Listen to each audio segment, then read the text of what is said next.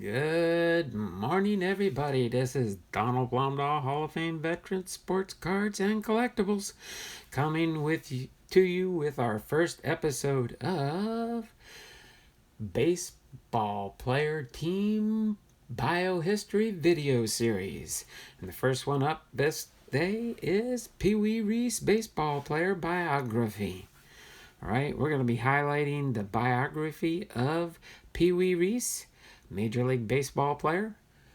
And without further ado, I will get into that.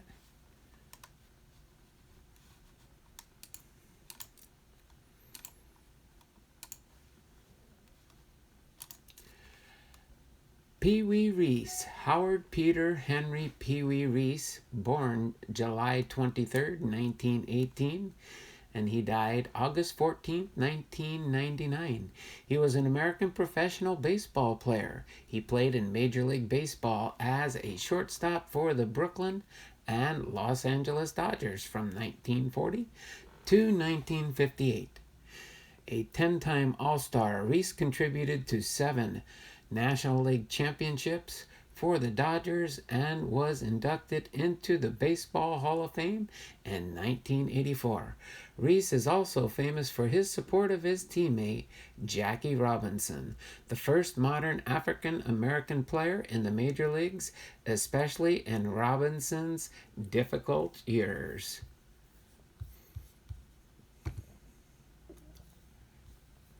So, in his early life, Reese's nickname originated in his childhood, as he was a champion marbles player. A peewee is a small marble. Reese was born in Ekron, Meade County, Kentucky, and raised there until he was nearly 8 years old, when his family moved to Louisville. In high school, Reese was so small that he did not play baseball until his senior year, at which time he weighed only 120 pounds and played just 6 games as a second baseman. He graduated from DuPont Manual High School in 1935. He worked as a cable splicer for the Louisville Phone Company, only playing amateur baseball in a church league. When Reese's team reached the league championship, the minor league Louisville Colonies allowed them to play the championship game on their field. Reese impressed the Colonel's owner, Cap Neal, who signed him to a contract and a $200 bonus. While playing for the Colonels, he was affectionately referred to by his teammates as the Little Colonel.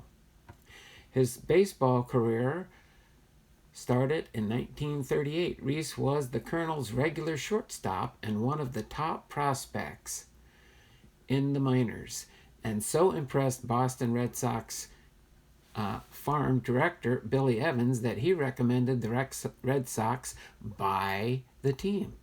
Evans and owner Tom Yawkey both knew that the Red Sox regular shortstop Joe Cronin was nearing the end of his career. However, Cronin was also the Red Sox's manager and still thought of himself as a regular shortstop. When Yawkey sent Cronin to Louisville to scout Reese, Cronin realized that he was scouting his own replacement. Cronin deliberately downplayed Reese's talent and suggested Reese be traded. It took a while to find a buyer, since the other teams assumed something had to be wrong with Reese, and the Red Sox wanted to get rid of him. However, on July 18, 1939, Reese was sent to Brooklyn for $35,000 and 4 players to be named later. This trade is now considered one of the most lopsided deals in baseball history. As it turned out, Cronin was only a part-time player after 1941. Reese stayed in Louisville for the rest of the 1939 season and was called up to Brooklyn in time for the 1940 season. An ironic twist, he walked into a situation where his manager was also the regular shortstop, in this case, Leo DeRocher. Unlike Cronin, however, DeRocher was willing to give up his spot in the lineup to Reese. for his early playing career. Reese's rookie season in 1940 was curtailed by a broken heel bone that limited him to 84 games in what had looked to be a promising season. A 272 batting average with 58 runs scored. He had a thrilling moment that year, hitting a grand slam in the bottom of the ninth inning to beat the New York Giants. In 1941, he hit 229 and led the league with 47 errors. Even playing in the World Series that year was a forgettable experience for Reese, as he batted 200 and made 3 errors in the 5-game Yankee win. It was in the 1942 campaign that he truly established himself, making the National League All-Star team for the first time in 10 consecutive years, leading the National League shortstops in both putouts and assists. Like many players of the era, he missed 3 seasons due to military service. Reese enlisted in the United States Navy in 1943 and shipped out to fight in the Pacific theater of World War II. While Reese was in the service, the Dodgers languished, finishing no better than 3rd place and as poorly as 42 games out in 7th place in 1943. Upon his return in 1946, Reese immediately righted the ship as the Dodgers battled the St. Louis Cardinals in a tight pennant race. The two teams ended the season tied for first place and met in the 1946 National League Tiebreaker Series. It was the first playoff tiebreaker in Major League history. The Cardinals won the first 2 games of the best-of-3 game series to capture the National League pennant. Reese was a strong supporter and good friend of the first black Major League Baseball player, Jackie Robinson. He was serving a stint in the Navy when the news of Robinson's signing came, although he had little or no experience in interacting with minorities. According to Reese, his meeting Robinson marked the first time in his life he had shaken hands with a black man. He had no particular prejudices either.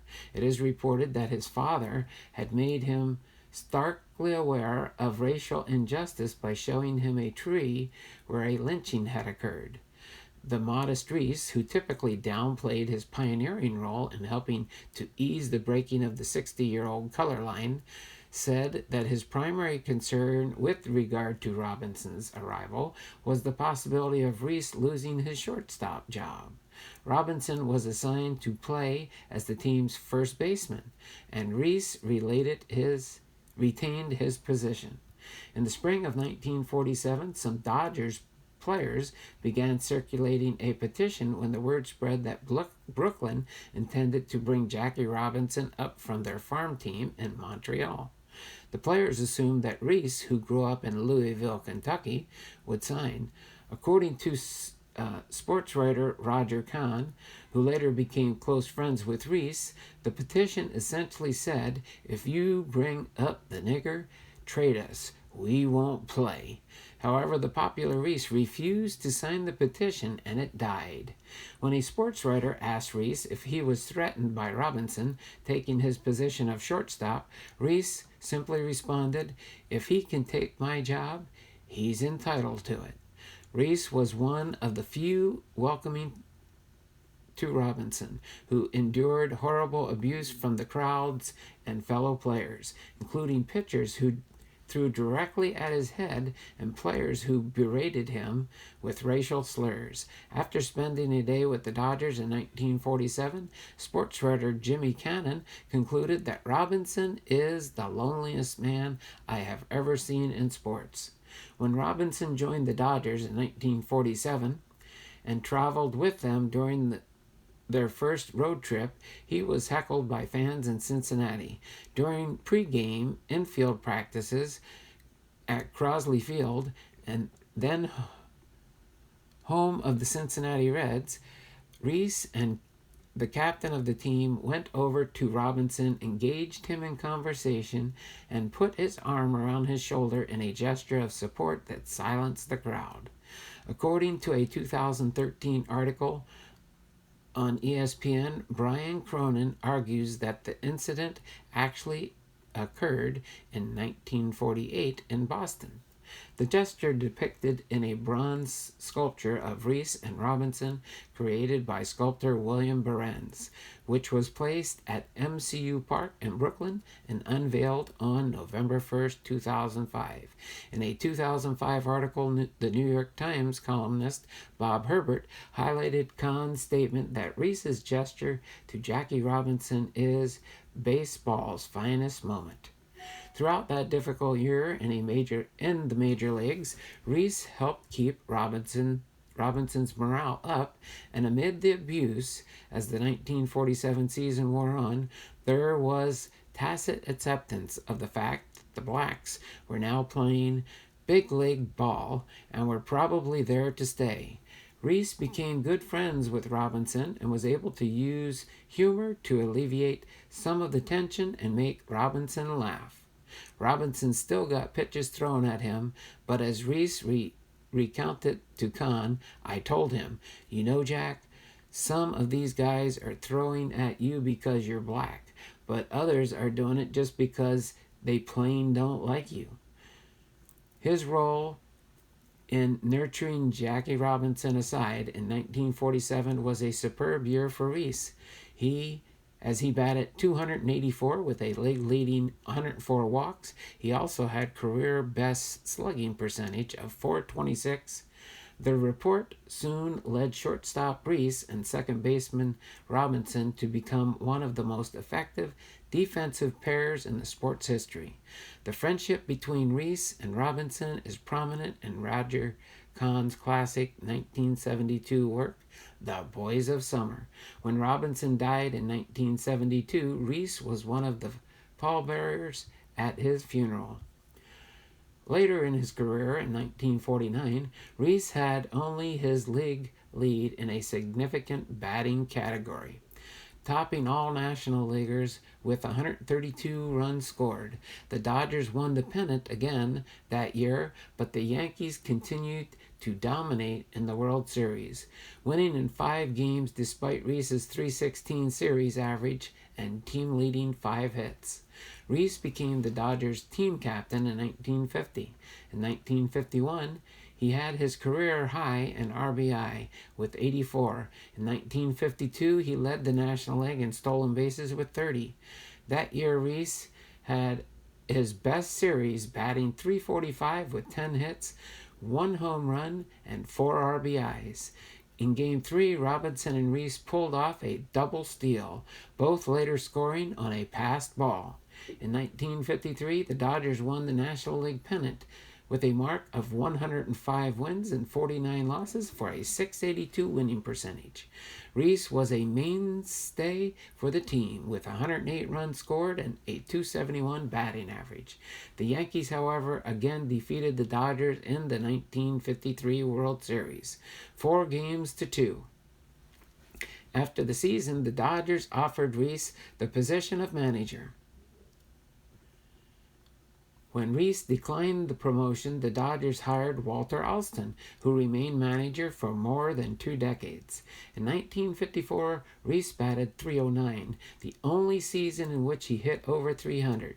Though 36 years old, he was still going strong during the 1955 season, scoring 99 runs.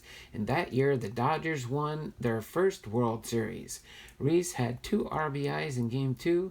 In Game 7, he singled and scored an insurance run. While on the field, he doubled Gil McDougald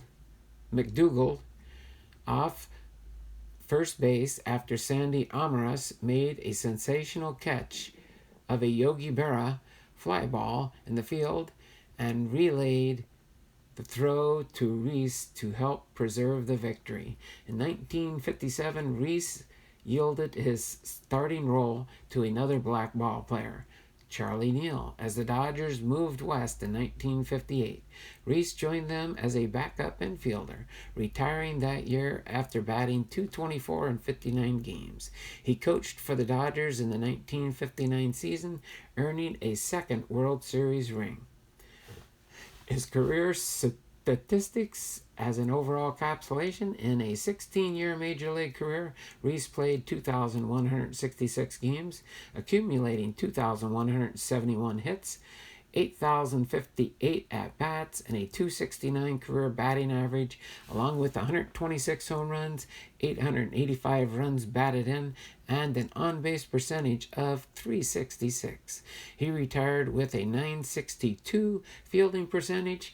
Other than his Navy time between 1943 and 1945, Reese had no breaks in service and played at least 140 games in every year from 1941 to 1956.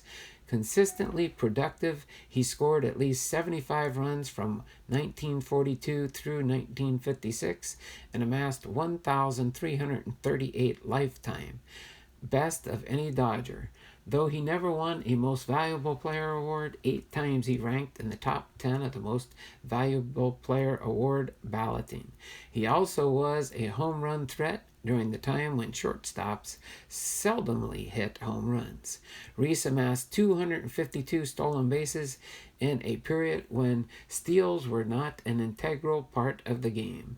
Defensively, he was an outstanding gloveman, leading National League shortstops 4 times in putouts and ranked in the top 10 all-time in putouts and double plays. One of the most popular players with both teammates and the fans, the Little Colonel, was the Dodgers' team captain, and he, not the manager, brought out the lineup card at the start of their games. Reese and Elston Howard have the dubious distinction of playing on the most losing World Series teams, 6 each. Reese's only World Series win as a player with the Dodgers in the 1955 World Series occurred against Howard's New York Yankees during Howard's first World Series. No other non-Yankee ballplayer has appeared in that many World Series for the same team. He did have a broadcasting career. Following his retirement as a player, Reese enjoyed considerable success as a baseball play-by-play announcer. He called Game of the Week telecasts on CBS from 1960 to 1965 with Dizzy Dean, and for NBC from 1966 to 1968 with Kurt Gowdy. Reese also broadcast the 1967 and 1968 World Series for NBC Radio and called the Cincinnati Red telecasts in 1969 through 1970, and served as a part-time television analyst for the Montreal Expos in 1972. Later life and death. In his latter years, Reese was employed at Hillrick and Bradsby, makers of Louisville Sluggers baseball bats. He battled prostate and lung cancer during the final years of his life and died on August 14, 1999 at his Louisville home. He is married to Resthaven Memorial. He is interred at Resthaven Memorial Park Cemetery in Louisville. His awards and honors: in 1984, Reese was inducted into the National Baseball Hall of Fame along with Rick Farrell. On his entry, his support of Jackie Robinson was cited, as well as playing performance as a testament to his worthiness of the hall. A statue of Reese was erected in front of the main entrance of the Louisville Slugger Field in 2000, and his number was retired by the Louisville Bats. A statue of Reese and Jackie Robinson was erected in Brooklyn, New York in November 2005 in front of Keyspan Park, now MCU Park, where the Mets minor league Class A Cyclones play. Their widows both attended the ceremony for the statue, which memorializes the gesture of Reese and his teammate overcoming the racial barrier. Reese was presented with the SABR Hero Baseball Award, the Society for American Baseball Research, June of 1997, the National Convention at Louisville, Kentucky. Part of his personal life, Reese was married to Dorothy Dottie Walton on March 29, 1942, who outlived him by nearly 13 years. They had 2 children, and Dottie died on March 7th, 2012, just 22 days away from what would have been the couple's platinum wedding anniversary. So there we go. There we have it. Biography for Pee Wee Reese. And as pictured below here, I do have 4 of Pee Wee Reese's cards here. This is a Ziploc card of Pee Wee Reese. Harold Henry Reese, Brooklyn Dodgers. Height was 5 foot 9.5 inches, weight 178. Pee Wee Reese was the heart of the Dodgers during his 15 years in Brooklyn. He did it at the plate and at shortstop without posting record numbers. A Hall of Famer since 1984, he is the only man to appear in all 44 World Series games between the Brooklyn Dodgers and the New York Yankees in their 7 World Series. So this card is a Dow Breads Incorporated card from 1992. And it does have all his career stats on there. Pee Wee Reese with the Los Angeles Dodgers. And here we have Pee Wee Reese when he was with the Brooklyn Dodgers. All right, this is a newer card. This one is actually from the Diamond Kings. This year with the Brooklyn Dodgers, Pee Wee Reese is highlighted here. Reese's baseball career was helped in large part by his time as an apprentice cable splicer for a telephone company in his hometown. I was really tiny in high school, he said. Climbing up and down those poles really built me up. That added strength and helped the shortstop secure a big league deal with Brooklyn. So this is a 2019 Panini Diamond King baseball card. And then we'll go to this one here, and we'll do his Hall of Fame card last. This card here is card number 84 for Pee Wee Reese. This is a 1979 TCMA card for Baseball History Series. Pee Wee was one of the outstanding shortstops in baseball from 1940 through 1958. He spent his entire career with the Dodgers and helped spearhead them 7 pennants. In 1949, one of the most pennant years, Pee Wee led the National League in runs with 132.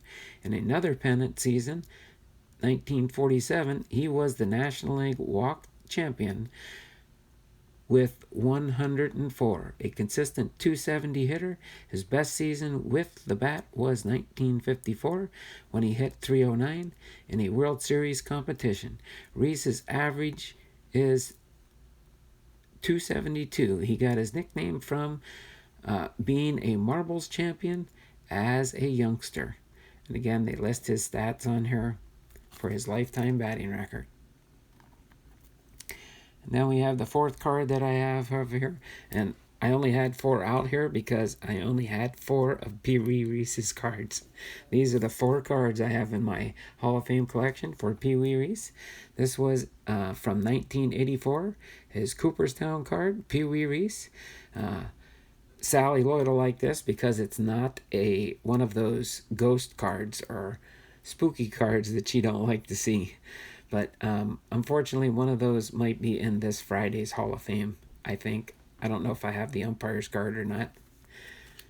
But on the back of it is card number 140 in this Panini set from 1984. So this is from a series that, let's see, who did this? Panini, sorry. And I'm trying to see the actual year they produced this card. 2012, that's right. I think I have these. There's 2 sets where they had, actually I think it was 2011, 2012, and 2013, I believe they had actual Hall of Fame card sets that they did create. I do have different ones. You'll probably see me highlighting them during different parts of my video information that I do put up there. But for those that are wondering why this was pre-recorded, I did get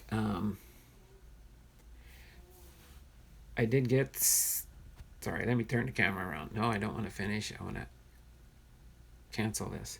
I want to turn the camera around so you can see me, so you can see I actually am here. I am here.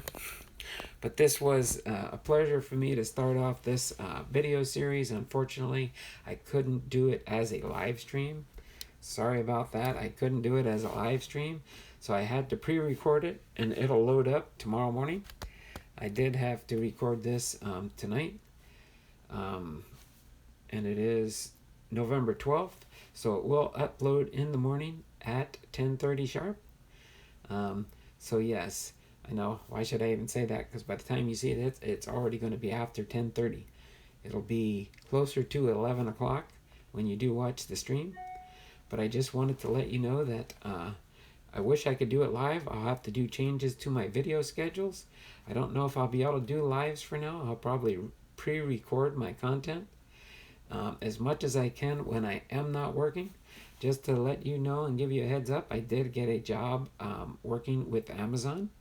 I am going to be in Amazon Prime. I'll be delivering in their Sprinter vans. I'll be delivering packages for Amazon. It's a part-time job for now.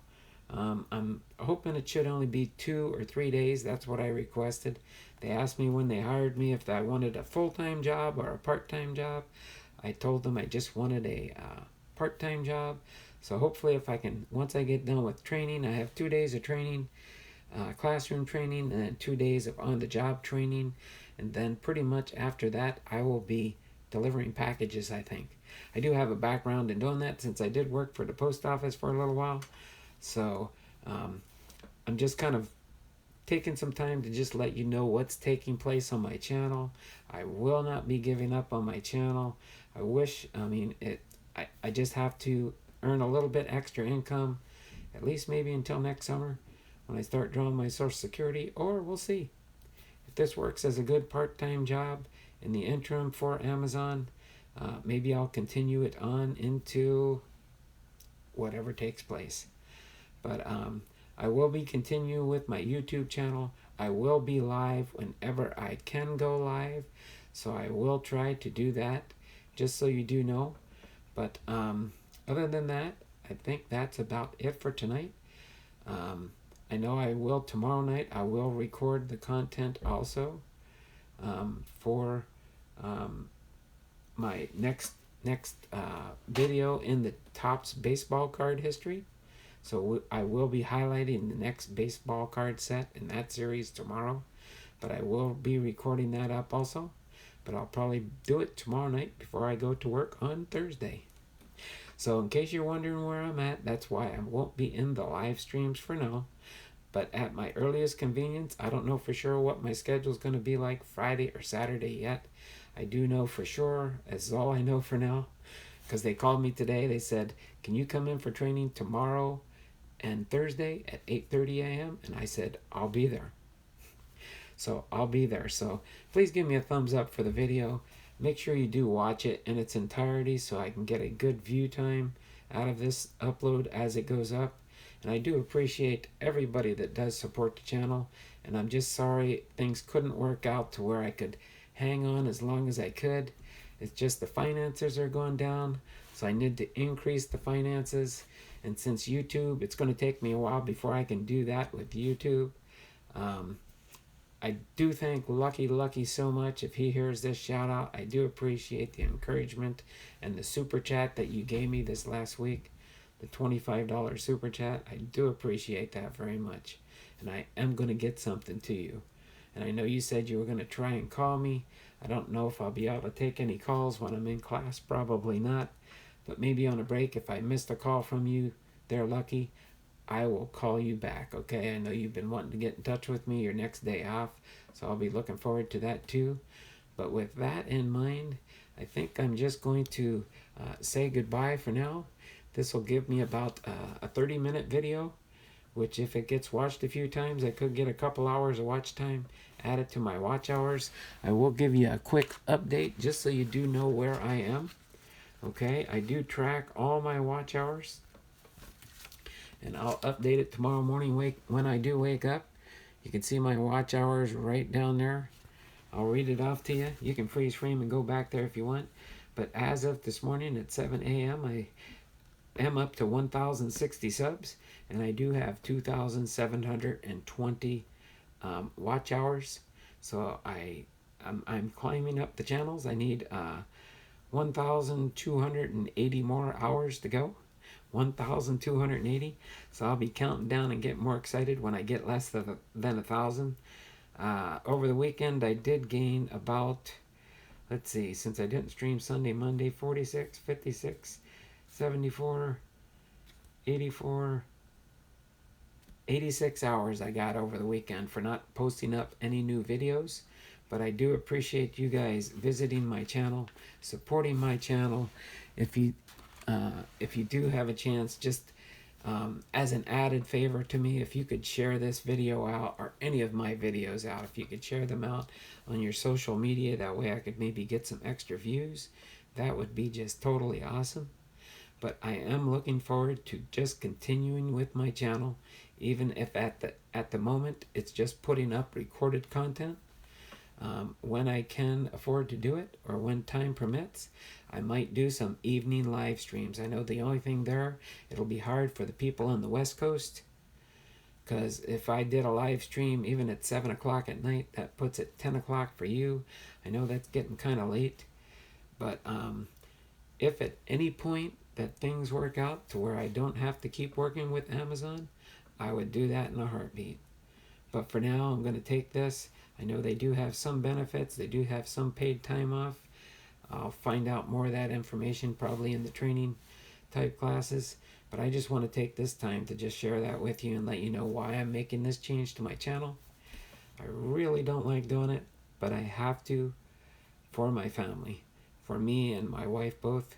We do want to stay in our house that we do live in. We do appreciate each and every one of you. And for those that do miss the live streams, I will be back and live whenever I can. If I'm not working on a certain day, I will be on my schedule. Okay? That schedule may adjust, and maybe I'll be doing Saturday or Sundays and Mondays whenever I can fit in for my 10:30 slot every morning. If I am not working, I will be live with you guys, okay? So until then, this is Don Blomdahl, having presented my first Pee Wee Reese baseball player biography video series for your video enjoyment. And I do appreciate each and every one of you and want to thank you. Thank you wholeheartedly. Give me thumbs up, like, comment, subscribe. If you're watching this video for the first time and you've never been to the channel, I will check my comments when I can each and every day. If I see no new comments that people I'm not subscribed to, I will catch you back. I promise. You have my word on that. Thank you very much for all your support, and we will be seeing you around the channels when I can squeeze the time in, okay? You take care. Lord bless you. God bless, and we will see you next time. Same bat channel, same bat time. If I'm not live, my video will post at my scheduled time. So that's when you'll see me each and every day that I produce some content. Thank you very much. And also my 5 a.m. video series from my Bible readings, that will be posting up. New videos in December will be coming up for a new book in the Bible. And then January 2020, I will start reading the Bible from Genesis through Revelation. I'm going to read the whole Bible to you guys every day next year.